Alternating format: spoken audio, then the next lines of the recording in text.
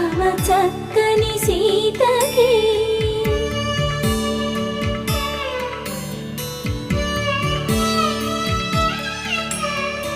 ఎర్ర జాబిలి చేయి రాముడేడని అడుగుతుంటే